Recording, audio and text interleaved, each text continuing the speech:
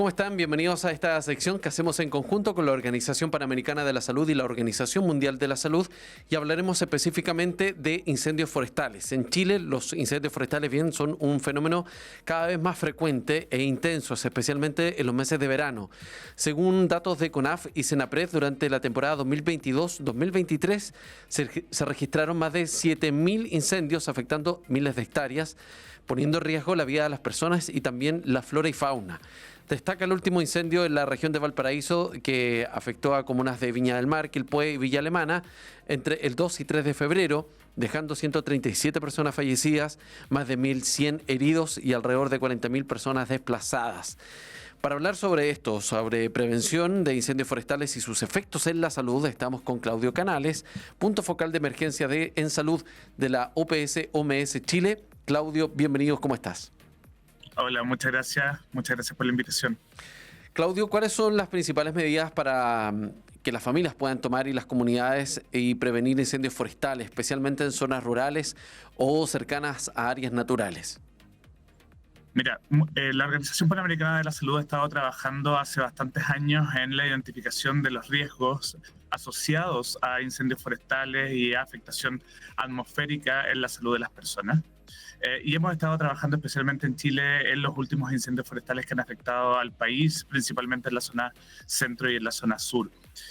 Dentro de estos hemos identificado algunos riesgos que se han ido generando a lo largo de la experiencia que hemos tenido con la respuesta a incendios forestales, y las recomendaciones iniciales son principalmente que las familias y las comunidades puedan identificar sus riesgos asociados al lugar donde ellos están viviendo.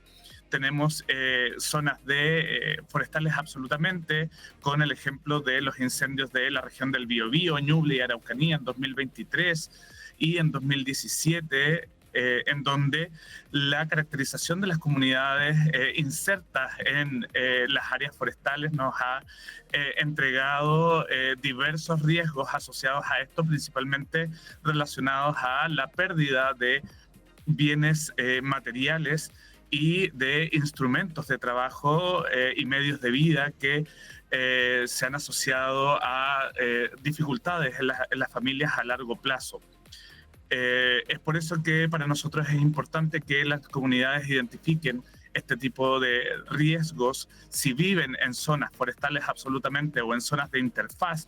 Esto es en la línea de zonas forestales o a continuación inmediatamente de zonas forestales, para poder identificar vías de evacuación y establecer planes de acción familiares que les permitan responder en el momento de la emergencia y estar atentos también a las indicaciones de las autoridades nacionales. Ahora, en términos de prevención, entendemos que es importante identificar vías de escape, pero sobre la higiene del lugar, me refiero, por ejemplo, a escombros, que los vemos en otro tipo de emergencias. Por ejemplo, cuando llueve y baja el río de los cerros, viene con lavadoras, con refrigeradores, neumáticos, que eso tiene que ver un poco con la higiene del lugar, que pone en riesgo también las vidas de las personas ante estas situaciones más naturales. En los incendios, ¿cuál sería el símil para poder estar atento e identificar, por ejemplo, productos inflamables? Mira, tal como te comentaba recién, tenemos algunas diferencias, principalmente en las zonas de interfaz. Hay zonas en donde se han utilizado las quebradas para poder eliminar desechos de todo tipo, tanto forestales como domiciliarios, en los que aumentan el riesgo de afectación a las zonas habitadas y a las zonas de vivienda en las comunidades.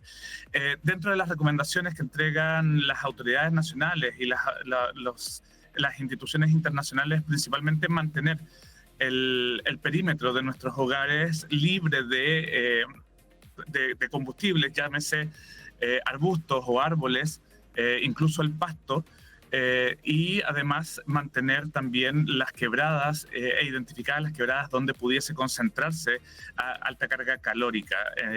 Las recomendaciones inicialmente parten en mantener un perímetro de aproximadamente 30 metros desde la línea de la casa hasta la primera línea de vegetación que puede haber alrededor de nuestras viviendas, y eso nos va a permitir entregar tiempo que va a ser valioso en el momento de la emergencia para poder, primero, resguardar nuestro hogar, y segundo, tener el tiempo para poder realizar la evacuación de acuerdo con las indicaciones de las autoridades. Ahora pensemos en una emergencia en proceso. El humo es tremendamente alto, se propaga por distintos lados, no tiene una dirección específica necesariamente porque va a depender del viento. ¿Cómo afecta el humo a las personas, sobre todo a las personas de mayor riesgo, que son los niños, personas de mayor edad o personas con problemas respiratorios? Bueno, se han identificado diversos grupos, que son los grupos con mayor vulnerabilidad para las emergencias de tipo forestal y principalmente la afectación por humo. Tenemos tres diferentes afectaciones principalmente. Una relacionada a la afectación directa de las personas en relación al incendio forestal. Esto es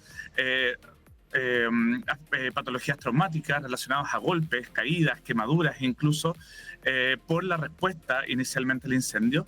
Luego tenemos una afectación por enfermedades infecciosas que se da a lo largo de la respuesta y posterior a los 7 días aproximadamente de iniciada la emergencia o de ya ocurrida la emergencia, en donde podemos encontrar patologías asociadas principalmente al manejo de alimentos en zonas afectadas, al manejo del agua y a las enfermedades respiratorias o algunas otras de origen infeccioso que pudiesen darse en comunidades que están alojadas o albergadas en conjunto. Ahora, la tercera parte de esta afectación está relacionada con las enfermedades crónicas, en donde se observa una exacerbación de las enfermedades crónicas, principalmente las de origen cardiovascular y respiratorio. En estos grupos vulnerables específicamente, menores de 1 año principalmente, pero en general los menores de 15 años y las personas mayores de 60 años que puedan tener alguna patología previa y que puedan verse afectadas por el humo directamente. ¿Cuánto tiempo tiene que pasar desde que estuve expuesto al humo para... No te estoy escuchando. Disculpa, ¿ahora sí? No. ¿Me escuchas ahora? Todavía no me escuchas. No, te perdí completamente. Pero me logras ver. ¿Me logras ver? Te veo, sí, te Ya. veo perfecto. Dame un segundo, estamos resolviendo que tengas audio. Ahí sí. Ahora sí. Perfecto. Retomo la pregunta. ¿Cuánto tiempo debería esperar después de haber estado expuesto al humo, independiente cuál es la persona afectada, para ir a un centro asistencial? ¿Y cómo debería yo identificar si es que es necesario o no? ¿Cuánto humo debía haber estado expuesto? ¿Si es necesario o no? ¿Si es poquito? ¿Cómo determino aquello? Eso se determina principalmente por las características de la persona. Como te mencionaba, hay grupos vulnerables que pueden ser mayormente afectados por la misma cantidad de humo que una persona que no tenga alguna patología de base, incluyendo las personas adultas que no están dentro de los grupos de vulnerabilidad, pero sí pueden tener algunas enfermedades que pudiesen verse complicadas por la afectación por humo. En ese sentido, la Organización Panamericana de la Salud recomienda el uso de mascarillas tipo N95 para poder reducir el riesgo de afectación a la salud y las problemáticas por humo. Pero además lo principal es evacuar estas zonas hacia zonas que estén libres de esta contaminación atmosférica del momento. Tal como mencionabas tú, la pluma de los incendios se va moviendo de acuerdo a las características del viento y las características atmosféricas del momento y del incendio en particular. Por lo tanto, hay que estar atentos a las recomendaciones que nos puedan entregar las autoridades locales y también a la visualización que nosotros tenemos de la línea que está siguiendo el incendio. La última pregunta en relación a los efectos.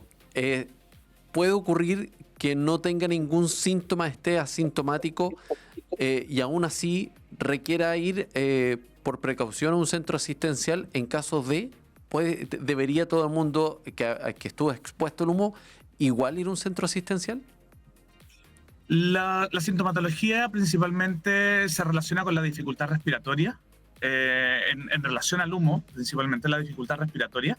Por lo tanto, la idea es que no colapsemos tampoco los servicios de emergencia. Exacto. Si no tenemos sintomatología que pudiese ser asociada a la afectación por humo o alguna de las otras afectaciones directas del incendio forestal. Por lo tanto, la recomendación ahí es que si tienes una patología respiratoria, si te ves afectado por un incendio forestal o por el humo directo del incendio forestal y empiezas con alguna sintomatología asociada a tu patología de base, es la consulta que tú debes realizar en el momento.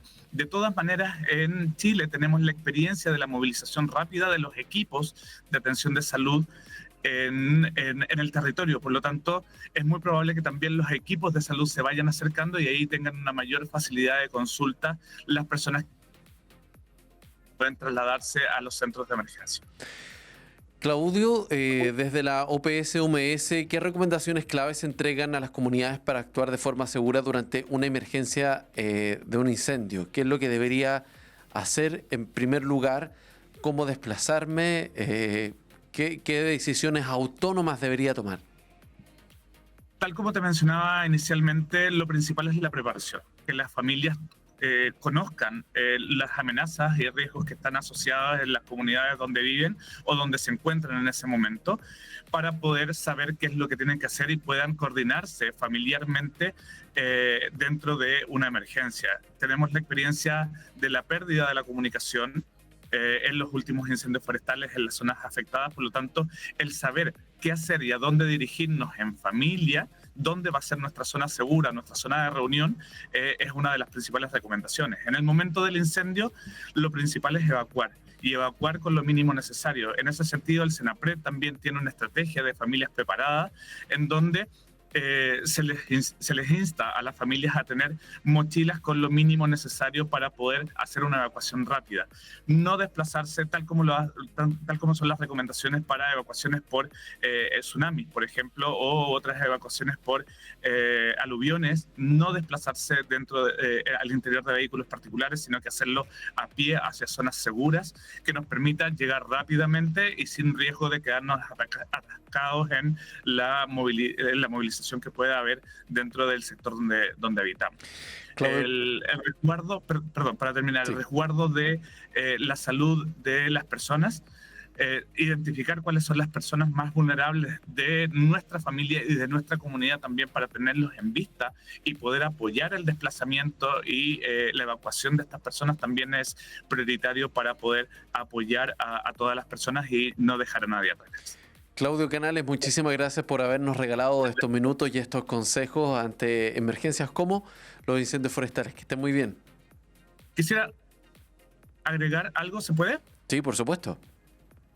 Quisiera agregar algo y es un punto importante que ha sido observado especialmente en las emergencias en Chile, que es lo relacionado a salud mental. La salud mental es una de las prioridades del Estado de Chile y es una de las prioridades de la Organización Panamericana de la Salud y la Organización Mundial de la Salud.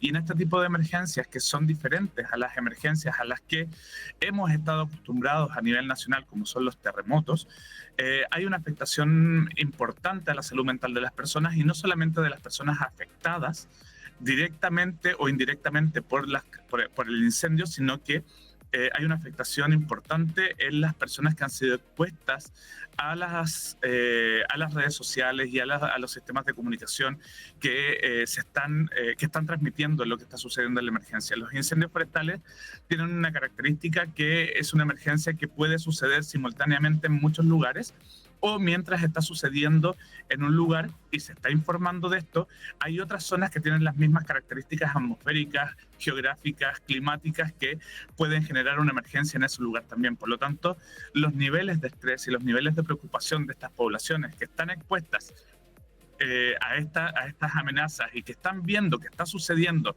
en zonas cercanas, también es importante establecer mecanismos de comunicación de riesgos para poder reducir el riesgo de problemas de salud mental en estas comunidades. Perfecto, Claudio. Muchísimas gracias. Gracias a ti. Y nosotros nos reencontramos en cualquier momento con nuevos consejos. Puede revisar más contenido en www.radiosregionales.cl. Un abrazo.